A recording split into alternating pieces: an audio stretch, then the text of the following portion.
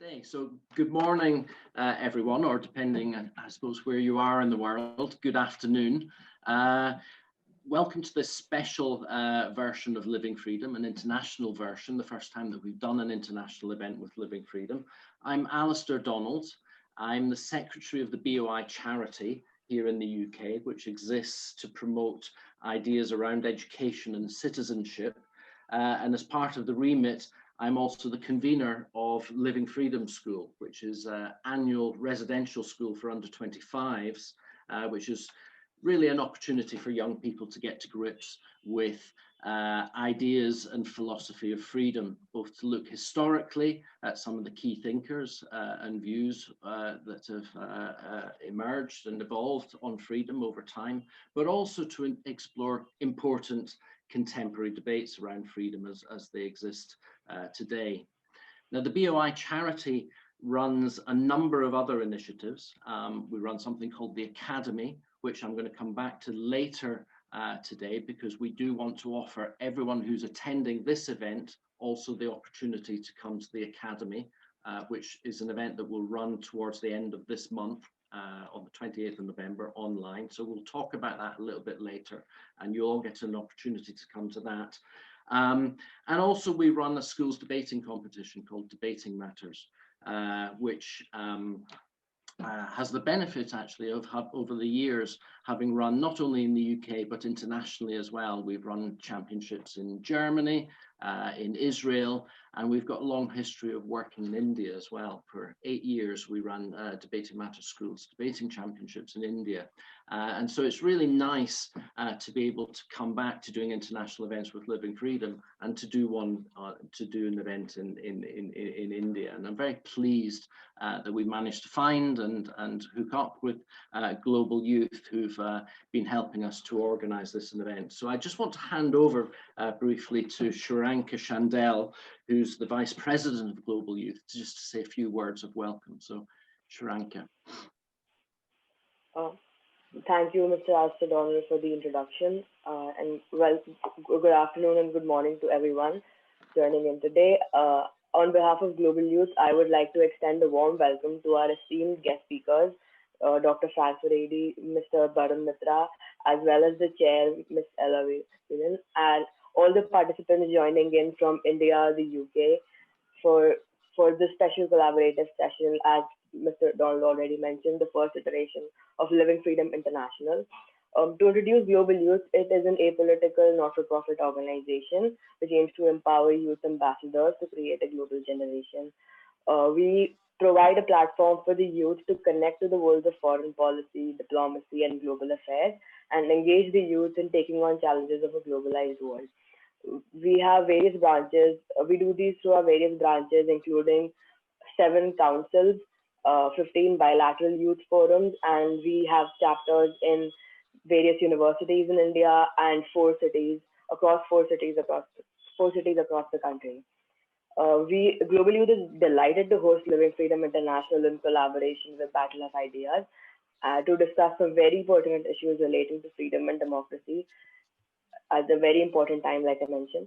We hope to have a very enriching session today, and I'm sure it will be valuable for everyone attending. Thank you. Okay, thanks very much, Shuranka. So let me just very quickly say a few words about how today's going to work. We're going to start with a session on democracy, which is an issue obviously that everybody seems to be speaking about just now, not least of all because we've just been through the American elections, which has generated a huge amount of discussion on democracy and its future. We'll have a short break after that, and everybody can come back, and then we'll have a second session on cancel culture, an issue which has gained a huge amount of prominence this year, and which many people are now seeing as one of the kind of new manifestations of a culture of intolerance, if you like, and a threat to freedom. So we will, in the second session, try and understand a little bit more about cancel culture. The central idea about Living Freedom is that we create a forum where all of you have the opportunity to get involved in the discussion. So while we'll start each of the sessions with an introduction from an expert speaker, and then we'll have some respondents who will start to engage in a discussion around some of the themes used. For most of the session, it will be open for all of you to contribute, whether that be to ask questions or put your own points or challenge some of the ideas. To do that, as I said earlier, you really need to just find the raise hand button and let us know that you want to speak, and we'll bring you in throughout the discussion in order to make your point. So the idea is very much that we collectively try and work through these issues and try and understand these problems and arrive at a better understanding of what we think about them and what how we might respond to some of these issues. So that's the ethos of Living Freedom. It's very much about debate and discussion and involving you. For the second session, I'm going to hand over to my colleague, Jacob Reynolds, who's the External Affairs Manager at the Battle of Ideas charity. He's also a writer and a commentator, amongst other things. So over to you, Jacob. Yeah, thanks. And again, it's really wonderful to be here, and it's great to see so many people in the audience, and it's a wonderful opportunity, despite all the restrictions that are faced the world over in terms of holding events. It's a wonderful opportunity to be able to congregate online and do international events like this, and especially in the context of this debate, which we'll be talking about a phenomenon that definitely spans right across the world and different countries and different continents. It'll be really interesting, and I'm really excited to see the different nuances that play out between, say, the UK and India. But anyway, we're going to be discussing this topic: should we cancel culture? And I'm really glad that we've got this opportunity to do it, because recent weeks have seen a number of examples of this thing that we're going to try and get to grips with, known as cancel culture.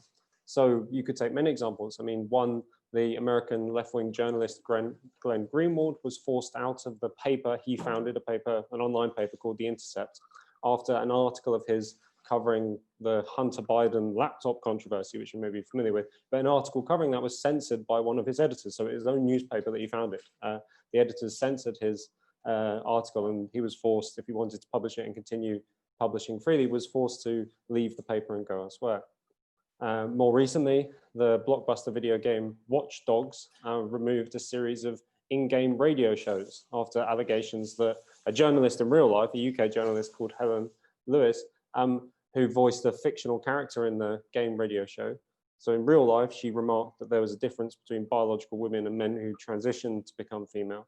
And as a result of those remarks becoming published, she was completely deleted in the fictional character that she played online, as these things become incredible in their complexity.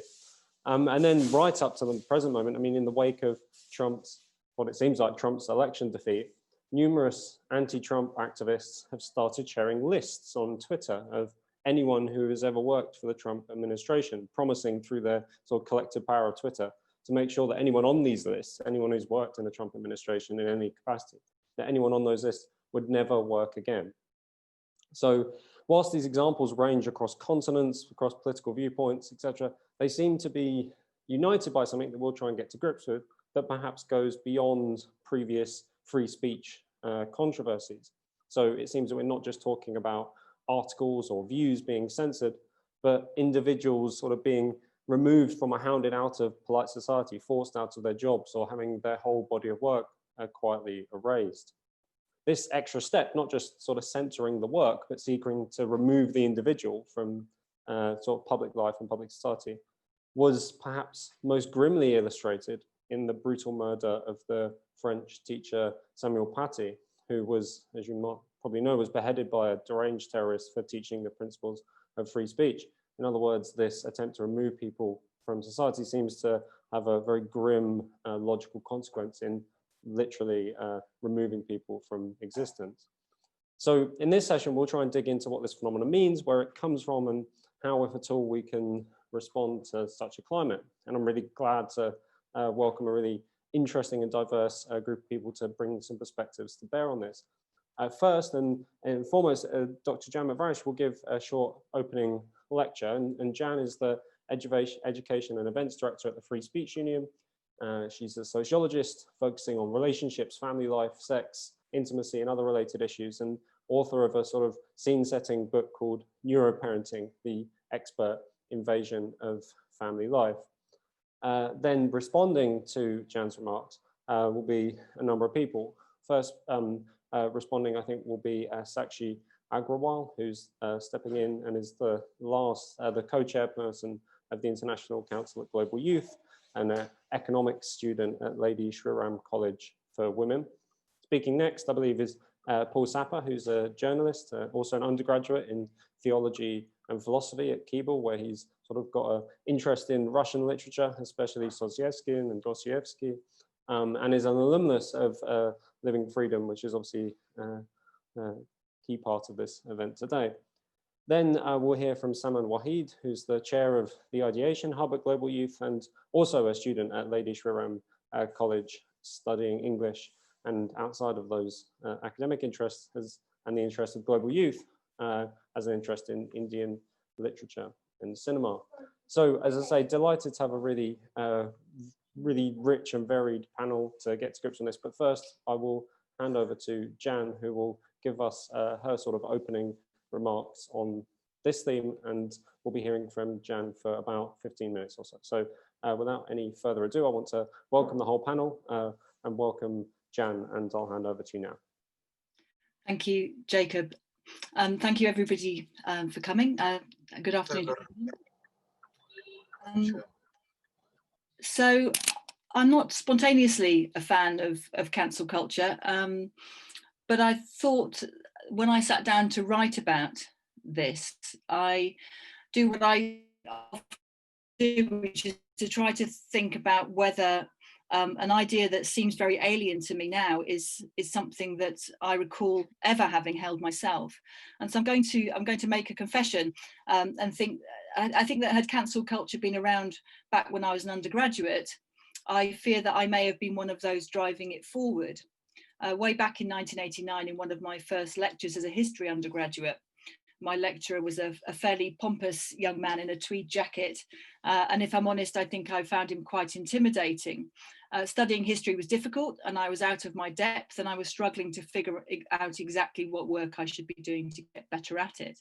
Now the lecture that I can recall really clearly, or I can recall a moment in it, was one I think must have been about early English colonialism. I'm not quite sure on the content of it, and that's relevant.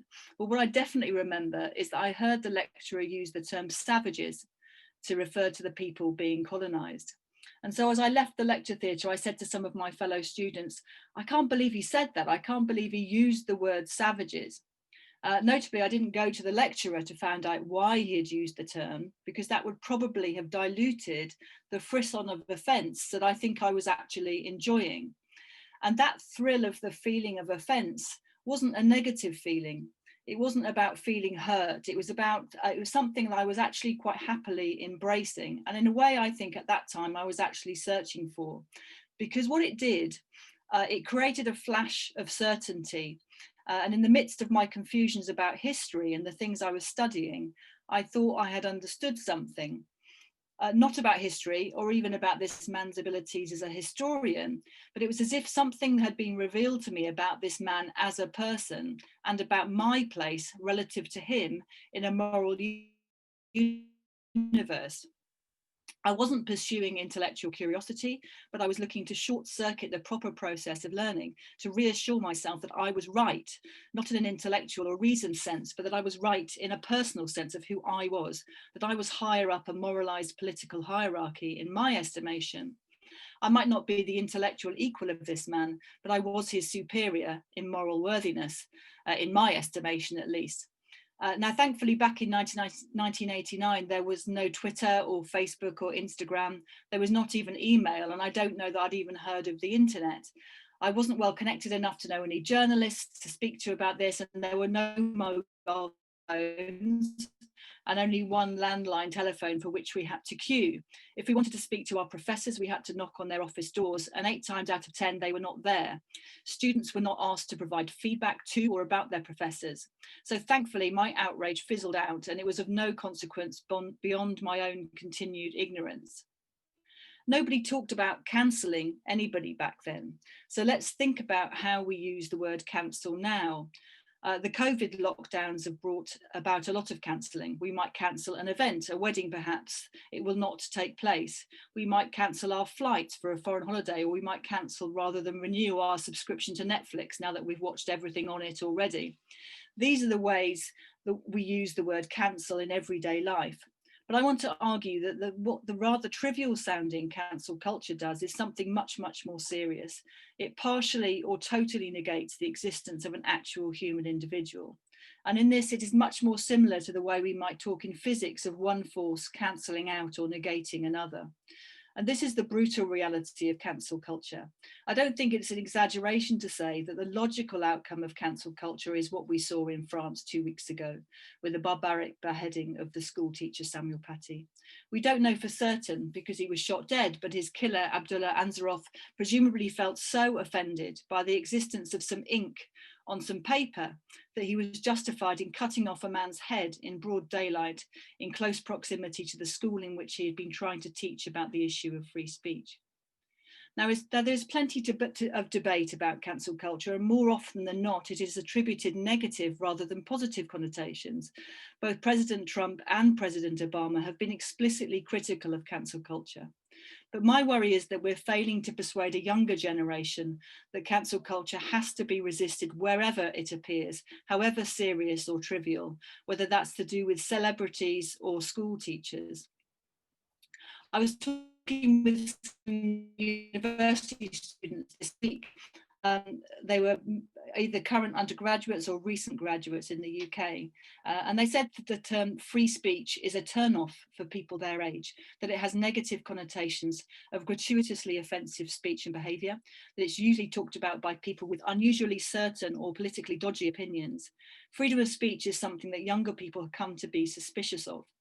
These were young people who were keen advocates of free speech, people getting together in order to build the case for free speech. But even they seemed reluctant to discuss the significance of the murder of Samuel Paty. And even more worrying to me was that it was almost as though it had failed to shock them. It was as if this was something that was to be expected. And this tells me that the councillors have already succeeded to a large extent in what they set out to do, to dampen the desire to explore ideas, to create a reluctance to freely express oneself, even amongst young people who themselves have come through some kind of process of thinking that they do need to fight for free speech.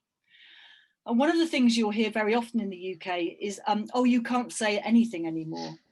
And this is most often said with an air of resignation, usually by older people who have a sense that there's been a powerful and irresistible culture shift away from a time when we were more free to say what we think, when the parameters of acceptable free speech were more expansive, as Frank said this morning.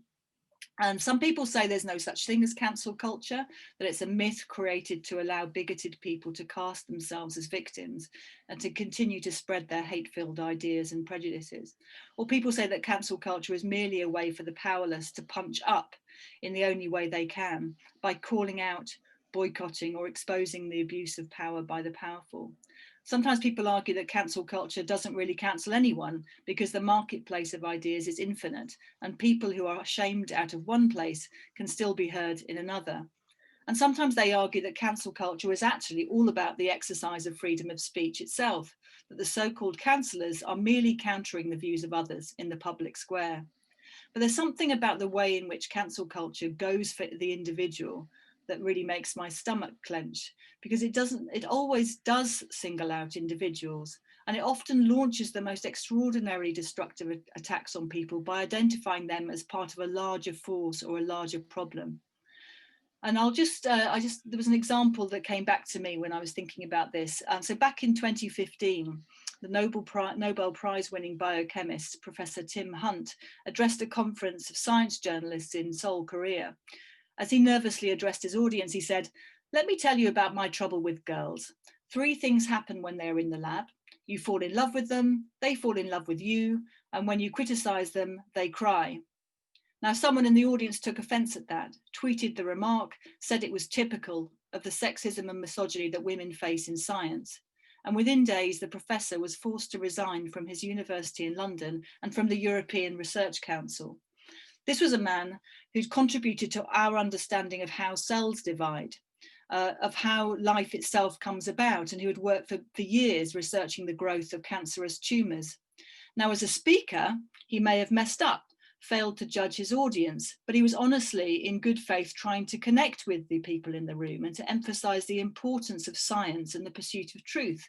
When he was eventually allowed to explain himself, he said, "I've fallen in love with people in the lab, and people in the lab have fallen in love with me. And it's very disruptive to the science, because it's terribly important that in a lab, people are on a level playing field. I found that these emotional entanglements made life very difficult. I'm really, really sorry I caused any offence. That's awful. And I certainly didn't mean that. I just meant to be honest. It's terribly important that you can criticise people's ideas without criticising them. And if they burst into tears, it means that you tend to hold back from getting at the absolute truth." And I think in defending himself there, Professor Hunt really gets to the heart of the problem. And when he went on, he really understood the consequences of what had happened to him. He said, "I am finished. I had to hope to do a lot more to help promote science in this country and in Europe, but I cannot see how that can happen. I have become toxic." Now, Professor Hunt did not literally lose his life in a biological sense, like Samuel Paty. He's still alive, he's working in Japan.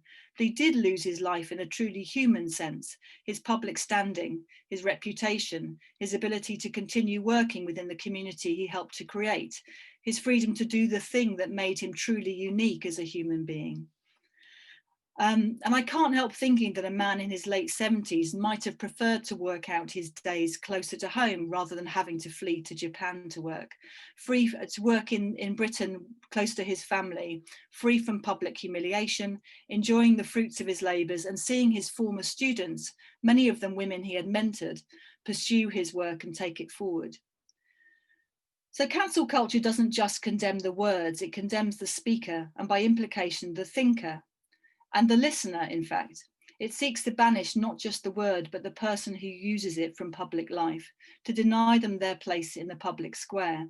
It's the most dehumanizing of forces because it casts individuals out of the human community, severs their social bonds and diminishes their social existence.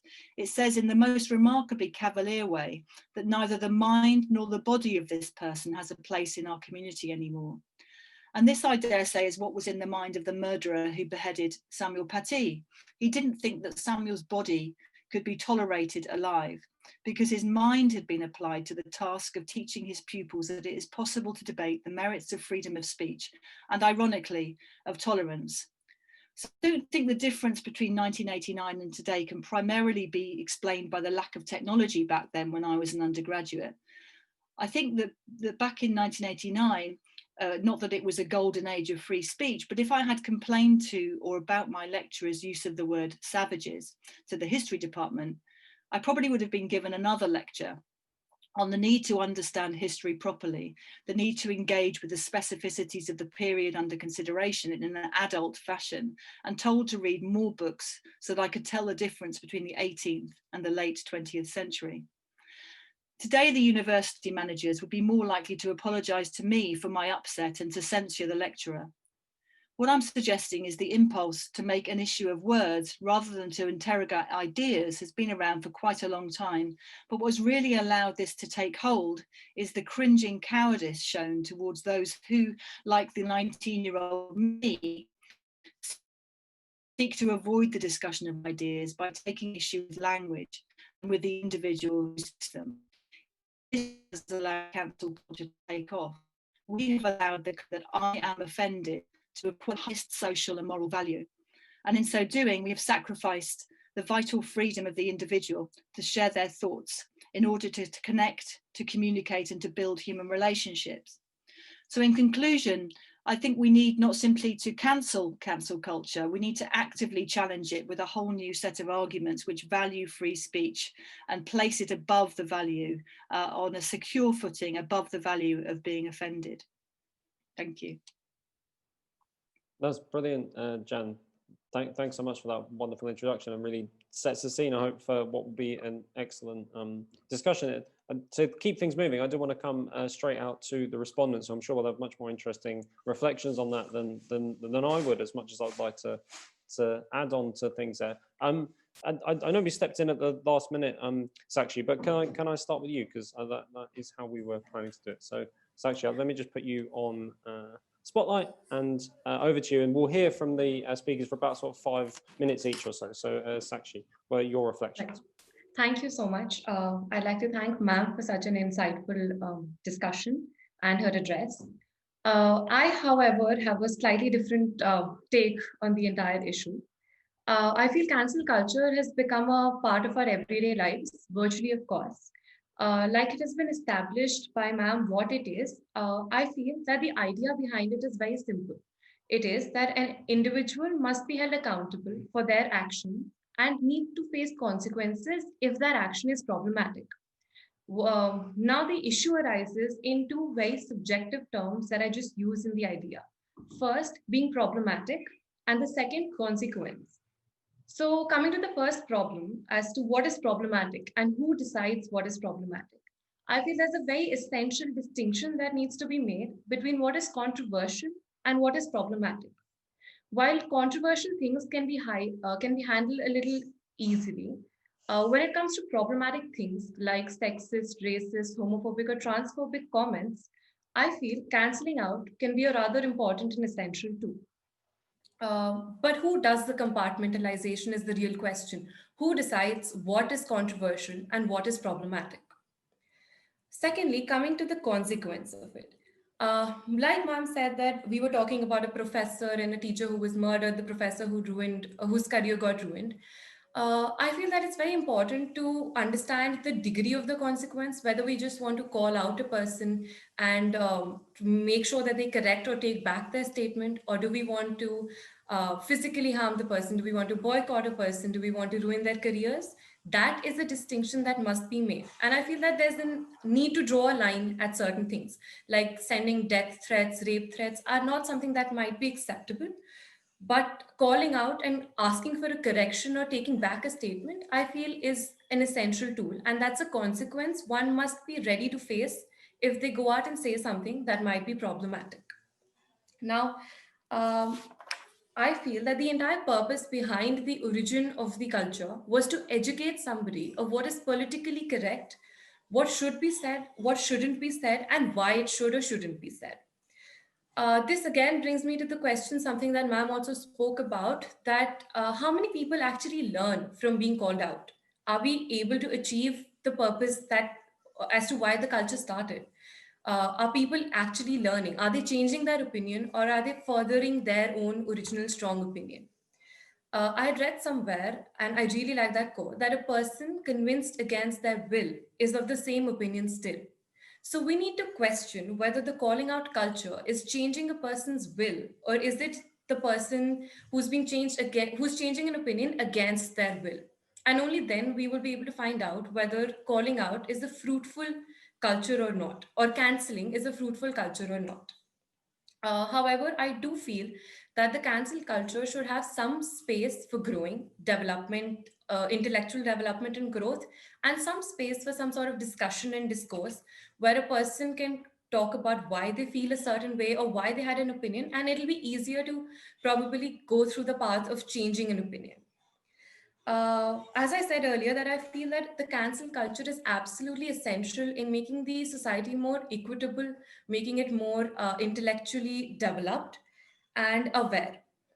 It stirs a discussion about things that are right, that are not right. I feel that it also has it's a system of checks and balances where a person who has to go out and make a public statement is cautious of what they would say.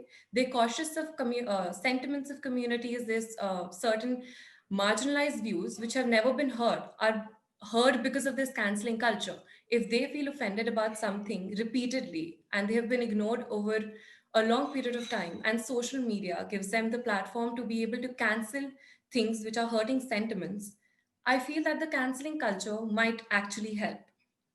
Uh, Adding on to this, it is also very essential to understand that public opinion is often loose, transitionary, and without adequate facts, which is why it is important to educate oneself. And this cancel culture is leading people to educate themselves, make very informed statements out in the public. Um, Now, just an example, we've seen the US elections happen, and we've seen a lot of backlash that Trump supporters have been getting. Now, it is open to each person and their view whether they are okay with with the leader of that bigger country making comments which are homophobic, which are transphobic and sexist again, or they're not.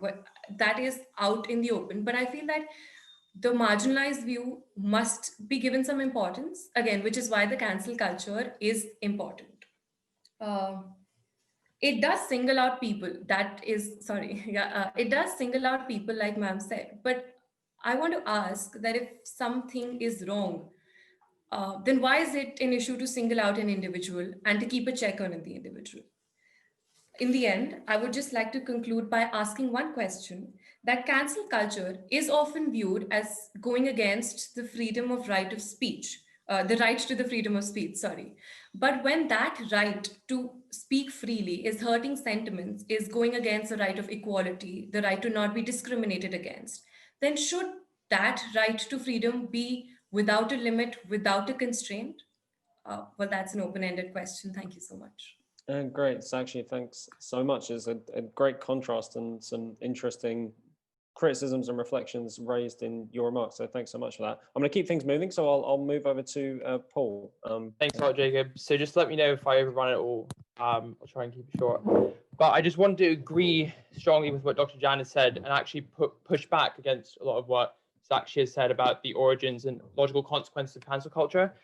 And I thought a good way of sort of going into this is just by giving a few anecdotes from my time as a young person who's just left university. I'm now working as a journalist. So I recently interviewed Emma Webb, who's a extremism expert at the Civitas think tank. And I interviewed her about the Natural History Museum and how they're actually thinking about removing a statue of Charles Darwin. In the wake of the Black Lives Matter protests, they announced that some people take offense at his statue because of his purported links to colonialism, and they think it might be a good idea to take a statue down for that reason. And they're still sort of deliberating on it. There's no final decision that's been reached.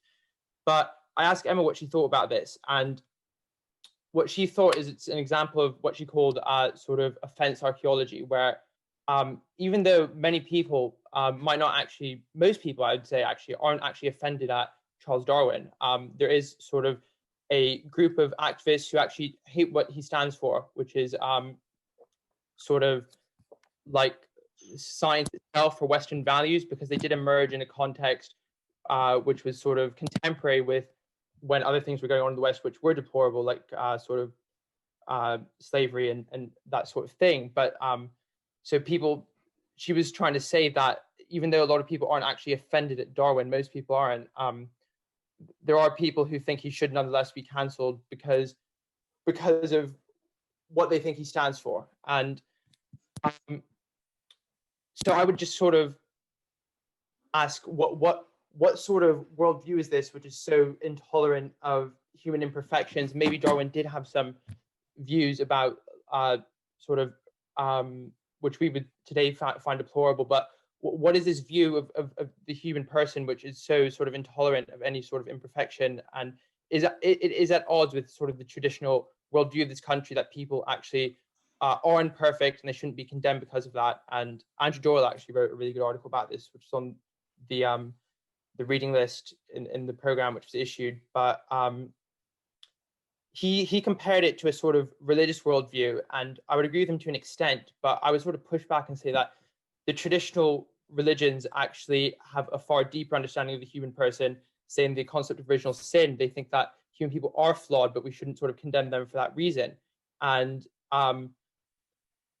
also, I would say this is like when Dr. Jan was talking about how a lot of young people sort of see the concept of free speech as outdated. I would definitely agree with that. But I would say I'd one sort of caveat. They see it as outdated until it applies to themselves. So I had a friend at university who interviewed a philosopher called Peter Singer, who he's a very big profile. He's what's called a preference utilitarian. And my friend said before he interviewed him, he was actually on board with cancel culture because he thought it sort of happens to people who deserve it, who shouldn't have their opinions aired. But when he interviewed this man, there was a group of sort of people at the university who really took offense at what he the ideas that he stood for. And so they tried to cancel my friend just for interviewing him, even though he is such a sort of big philosopher, he's had such an impact on philosophy and whatnot. And at that point, he said, I now actually realize that it's not a good idea to sort of try and cancel people you don't agree with, because I don't actually agree with what this philosopher is saying myself, but he is very sort of prominent, and I think his opinions should be discussed. And I again wanted to sort of discuss the idea of running out of time a little bit, but why it's actually important to challenge cancel culture and what is actually the philosophy which motivates it. And I would say it's important to challenge it because cultural revolution precedes political revolution. And what we are experiencing in cancel culture is actually a revolution in our culture, because our society traditionally has held free speech very dearly. If you look at philosophers like John Locke, Edmund Burke, or John Stuart Mill, or if you look at the English Bill of Rights, which held free speech in a very privileged position. And when it comes to political revolution, things happen very slowly and then all of a sudden. And we can see this with the example of Russia, which was, people forget, it was actually a highly civilized society, which produced some of the most sophisticated thinkers in the entire world. Tolstoy, Dostoevsky, Turgenev. And then very quickly it became a complete despotism where any speech which was sort of contradicted the state line was completely oppressed. And I just wanted to read a quick excerpt from Solzhenitsyn about how he thought this actually came about. So he says, the defeat of Tsarism came not when Kolchak was routed, not when the February Revolution was raging, but much earlier. It was overthrown without hope of restoration once Russian literature adopted the convention that anyone who depicted a gendarme or policeman with any hint of sympathy was lick spittle and a reactionary thug. When you didn't have to shake a policeman's hand, cultivate his acquaintance, nod to him in the streets, but merely brush sleeves with him in passing to consider yourself disgraced. Whereas we have butchers who, because they are now redundant and because their qualifications are right, are in charge of literature and culture. They order us to extol them as legendary heroes. And I would ask people, do you see any similarities between what Solzhenitsyn was describing about the sort of cultural change which precipitated political change, which was terrible, and what's going on now with cancel culture? I would ask us to think specifically of authors like Robin DiAngelo, who, as far as I understand, has tarnished our history as sort of racist and our present as tarnished by racism, and orders us to sort of, and presents herself as if she is some sort of like a literary figure of esteem who we should all listen to. So I think I'm just about running out of time. Yeah. Thank you very No, thanks so much, Paul. That was brilliant, an impassioned way to keep the conversation going. So thanks so much for that. Again, in the spirit of keeping things moving, let's head over to Saman, and we'll hear from you. Hello, everyone. This is Saman Vahid, chairperson of the Ideation Hub of Global Youth India. I would first like to thank Global Youth India and the BOI charity for giving me a platform to express my views. I would like to begin my address by talking about what cancel culture really is, establishing a preliminary definition of it, basically. So in my view, cancel culture is basically a process wherein one stops supporting or starts canceling public figures and companies after they have expressed some idea that is considered objectionable or offensive. But the most visible examples of cancel culture can be seen when a celebrity or a person of influence is acting in a way which is deemed offensive by the larger public. It can also be understood as a feedback mechanism where the response to offensive content is obviously not positive. So the idea is that if you do something that that is considered in the public discourse as problematic, you lose your currency. The problem with this perspective is that of cancel culture not being real, at least not in the way people believe that it is. Now, the thing is that cancel culture creates a sense of accountability. I would like to agree with Sakshi in the sense that, which means that racist, sexist, transphobic, homophobic, and bigoted behavior in comments that were shirked off and ignored earlier in the name of just some good humor are not as common in the public discourse as they used to be. Those who condemn cancel culture usually come from the privileged classes who are wealthy or are industry leaders, or whose historical privilege has shielded them from public scrutiny. And since they cannot handle this cultural shift, they might use terms like cancel culture to delegitimize their criticism. I would now like to talk about some negative impacts of cancel culture, in the sense that how much accountability is it really creating, as pointed out by Jan, ma'am, and Sakshi. So is it actually ending someone's career?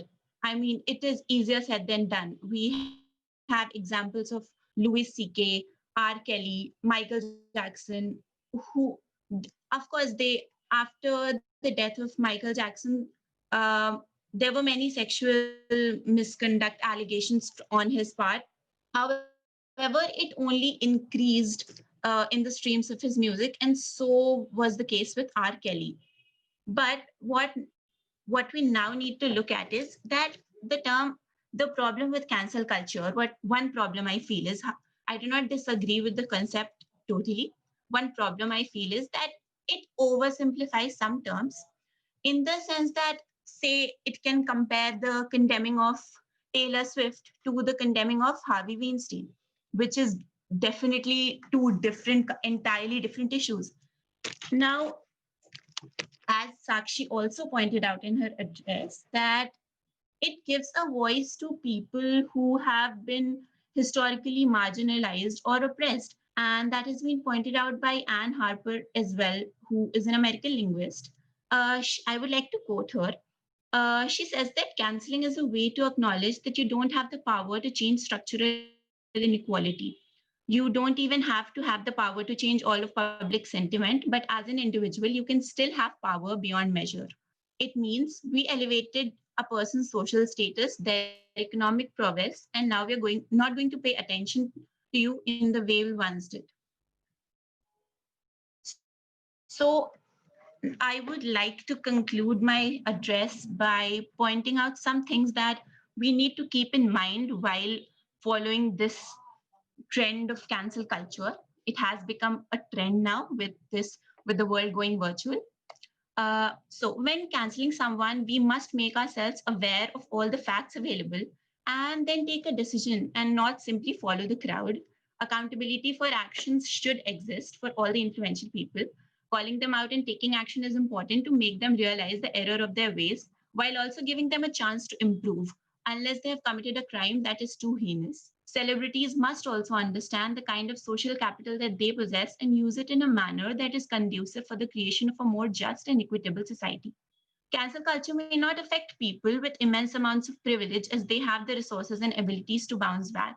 We must consider the people who are actually sidelined, those who lose professional opportunities because of toxic workplaces, who spend years dealing with trauma caused by others' actions and who are made to feel unsafe.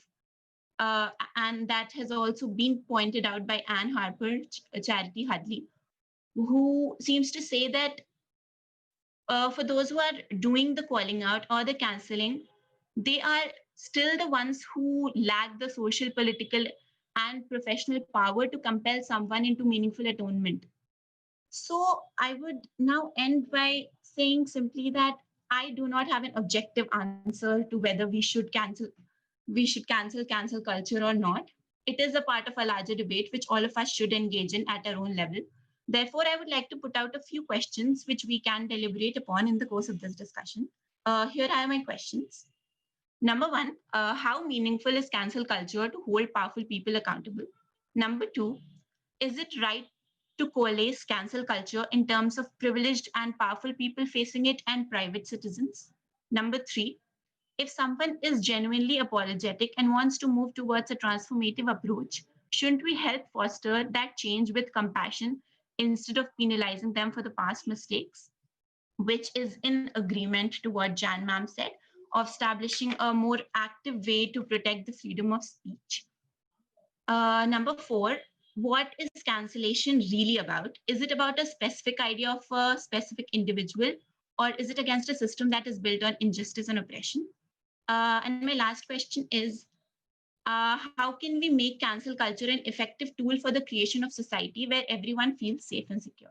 Thank you so much.